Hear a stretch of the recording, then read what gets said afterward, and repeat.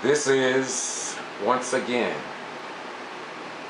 the knowledge that flowed within the minds of John Robinson and George Boster Rhynes in Valdosta, Georgia, as we close out the year of 2011. That's 2011, and we were looking for good things to happen in 2012, and we assure you that it brought about that change here in Valdosta, the state of Georgia, and America in general. So let us share with you excerpt from last year as we almost get ready to enter 2013. Listen, please. This is the last day of 2011. We are about to march into a new year, and we must take into consideration that in the history of the United States of America, never before have we had a black African-American president. But we got Barack Obama sitting in the White House, and we want to put him back in office as soon as possible. You hear me, Sean Hannity? I'm saying what I mean, and I mean what I say. We want him back in office, and we're going to work that in. We down here at Wild Adventures in Lowndes County, Georgia. And I got my beautiful brother, John Robinson, on YouTube. That's Dark Ghetto Child. Visit that particular YouTube channel because he has some beautiful paintings. He's an artist, he draws.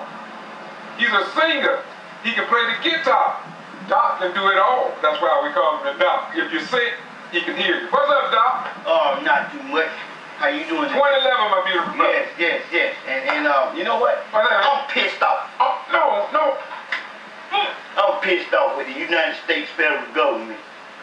Because we got Title VI on the books, and oh yes, we definitely want Barack Obama back in the White House. And this is wild adventure. This you know, roller coasters like that. This out here is a real roller coaster ride for Black America. This is a real roller coaster. And I'm severely pissed off because we got the amendment to the Constitution of Title VI, and nobody in Washington seems to understand what the validity of Title VI is. We are not idiots out here, and we hope we don't have idiots in Washington. We want to get some business straight here today. We need some money on the south side. Our communities have been out. Yes, we have been talking about money on the south side of Valdosta, dealing with Section 3, Title 6, Section 8.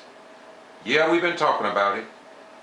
We traveled even up to Atlanta, Marietta Street, talked to the head officials, and it seems like the people down here are so connected.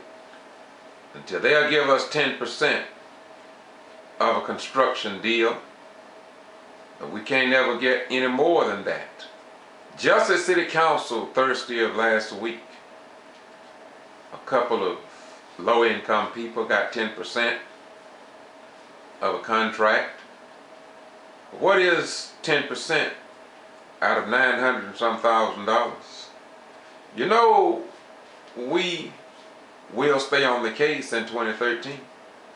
And as we said 3 years ago, we are 100% sure that eventually change will come concerning the newspapers, television, radio, and the way our elected officials only notifies. I repeat, how our elected officials are only notifies people in the conservative community. What do you mean by that, Brother Rhynes? I mean, before city and county commissioners meeting, they'll give a prelude on the conservative radio station. Then following the council meeting, they'll give a wrap-up. But the majority of citizens are not told anything. It's just like the meeting that took place in Brooks County on October 17th, 2012. Very heated concerning voting rights and possible disenfranchisement of citizens. Then there was another meeting wherein Secretary of State Brian P. Kemp came to Quitman to address the real issues, such as starting a meeting without notifying the public, no opening of the meeting, no approval of the agenda, no approval of the minutes for the previous meeting, no recording secretary.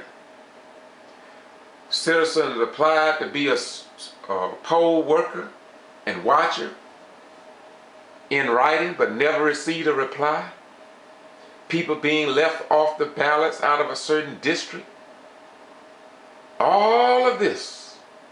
And yet, until this day, Secretary of State Bryant P. Kemp have not even said a word back to this community. Not even before the presidential election. We didn't hear anything. It was as if though a tree fell into the forest and there was no forest. Have mercy, Jesus. But we're going to continue to do what we did or have done for the last 3.5 to 4 years. We're going to stay in our elected officials' face on behalf of the people. And if it becomes necessary, we will agitate in the courts. And we hope that our local governments understand that. Because somewhere we heard the words of Jesus saying, "And ye shall know the truth, and the truth shall set and make you free." That means without freedom, justice, and equality, then the people is in an uproar. Not through violence, but through legal means, and showing the world that we are not a nation of laws, but we are a people of laws. And we have laws in our heart that God put in there. And those laws that God put in our heart is for the survival of our children.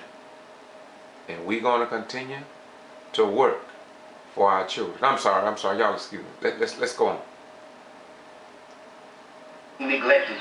And Here in Valdosta and Lowndes County, Georgia. And you have written a complaint to them, have you not? Yes, I have. We got to get down with it. 2012 gonna be a rolling year. You thought we was rolling thunder, but 2012 thunder gonna come to you. We've sent complaints in. We've addressed the Department of Justice, the Justice Department of the United States. Really, this is kvci.blogspot.com, and this is 2012. We decided not to do no more clippings, no more videos for 2011. But 2012 is a new day. How you doing, Doc? Oh, pretty good. Happy New Year's Day. Oh, man, happy New Year's to you. Yes, sir. And it's indeed a pleasure to be in the beginning of a new year with my best friend. Yes, sir. Like same here. Doc Robinson is like a new house in an old city. And some people don't quite understand him, but as Doc always say, with that new house, it is what it is. It is what it is. And 2012, we got to see what that's going to be done. Oh, man, we're going to be able to say it was what it was, yeah. It is what it is. I know, that's right, yeah. Yes. Doc, I want to, first of all, I want to thank you for yesterday. We went out to Wild Adventures and we didn't hurry on the trip because we could have just doing it. But I thank you for going out there yesterday and telling the story about how you feel about what is happening in the community. I really appreciate that because you're going to do that anyway. Thank you, man. Well, I appreciate that, and I want to thank you on behalf of all those that don't show their gratitude and their appreciation. I want to thank you for your friendship. I want to thank you for everything that you have done and everything that you have contributed to this community as a radio hostess and I'm gonna call you the YouTube king. All right? All right. Seriously. You are our media here. You know, we didn't have a blackout, shutout, and a lockout. Yes. And we've been excluded from basically everything. And no one seems to want to grasp the idea that Black America have always been excluded, but we got to focus in on home because we know that we are part of Black America. And our individual communities have been blocked out here as well as Lowndes County, as well as other parts of the nation. This being said, you have contributed a lot. You go to every meeting that's brought to your attention. You are invited by the president of the NAACP to come to various places hundreds of miles away. Not just 20, 30, or 50 miles, but It's 200 and something miles from here to Atlanta. Yes, sir. 100 and something miles to the other places you went. And you go on your own expenses. And this is appreciated. Thank you. You know. You was making mentions about people making fun of our president. Yes, sir. Yes, sir. Jared Robinson, that's one of the earlier clips. He last week told me, and here's what he said. And I'm asking you all not to criticize me for what you see in a different approach. I'm talking about John Hannity and other, what I call reverse Christians and patriots. What happens is, Mr. Robinson said to me, I wished I was on TV so I could tell Sean Hannity the way I feel. And that's the clip. He's the one that stirred me to do all this, and I intend to get more intensified as the year progresses. Because I'm tired, as you said, I'm tired, brother, of seeing everybody come out against this president and nobody says nothing. It's time now that we hold Hannity and the rest of them. Just a few minutes ago, well, I won't say that, but let me put it like this here. Some of my viewers don't like me taking that approach against Sean Hannity. Well, get ready for it because more is coming. Touch your phone. I heard that, but you know, a direct question. I hope our president could get a chance to see this clip here. And it's a direct question, Mr. President. Do you feel that you're the sorry-ass president? Oh, no. I mean, do you feel that you have done such a lousy job that you deserve to be criticized for everything that you have done? Because you know good and well that you are not a sorry president, and you have did more, in fact, than any others have done before you. Mr. President, I say to you, I commend you, because you took a nation on that wasn't really broke. But when you took the nation on, and everyone sworn themselves in, everyone withdrew their money from the market. You know this as well as the nation knows this. And they tried to hand you off a broken nation. And you survived it. Mr. President, we done survived this thing now. All screw. We done survived it now. You know, you didn't fail. And they are pissed off and they're angry because you have not failed us. And we out here are willing to do whatever we can as far as the unknown and the unseen factors of your society that you govern.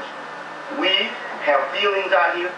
We have been neglected, Mr. President, and we do hope that if you watch this video, that you ask yourself that question, and we want you to answer it with a positive, not a negative, that you have not been no sorry-ass president, because this is what this guy says on the national radio, and they use that type of vulgar language, and I'm a minister, and I had to say it that way for pure honesty and truth.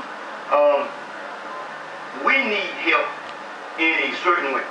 We are not begging, we are not bumming, but we need help as for recognition and recognizing the rules of law that's already down in the executive order that implements Title VI, that our metropolitan areas in all your cities, and we know you want to rebuild bridges and everything, but the problem is that if we don't revitalize our communities and get part of the federal funding that's out there, we'll remain the same. Now help us to help you as we help our neighbor, our white counterparts, that's either so in love with you or really hate you with compassion. Now Brother Rhynes here have been defending you, Mr. President, down here. Now if you have an opportunity to hear this, I hope that you can draw strength from us. That being said, Brother Rhynes, keep doing what you were doing. Yes, sir. And stay on it. Yes, sir. Because this man is the first historical change in the world. Yes, sir. Okay? Yes, sir. Now what I mean by that, I know there's been dire earthquakes, there's been big storms and historic storms, there's been a lot of historic events with the Nobel Peace Awards. Yes, sir. But the thing that coats the plane, I use the right word now, I said coats the plane, okay, is the fact that out of the 435 years of abundance, we have arrived from this great nation and have the first black president of the United States of America. Yes, sir. Okay? Yes, sir. And that there is an accomplishment within itself. But we're going to keep it in your face. We're going to keep it in your face by Section 3. We're going to keep it in the face by... And yes, and we're going to keep it in your face about how our president are disrespected here in Valdosta, Lowndes County, the state of Georgia, home of many military installations wherein our sons and our daughters prepares themselves to go on foreign battlefields and fight for the defense of other nations and for the defense of freedom of the press and freedom of speech in foreign nations. And we as a people, especially the disabled military veterans, retired military veterans, active duty of military veterans, and the mothers and fathers of those stationed right now at Moody Air Force Base, Georgia. And not to put the president's picture on the front page of the South Georgia newspapers, and I do mean plural, is a disgrace to all men and women in uniform today and those that served yesterday. Thank you for watching. Please return soon to Boston G.B.R. YouTube channel. The People's Station. You know we're getting it done, and we need you to do it. Bye-bye. We go.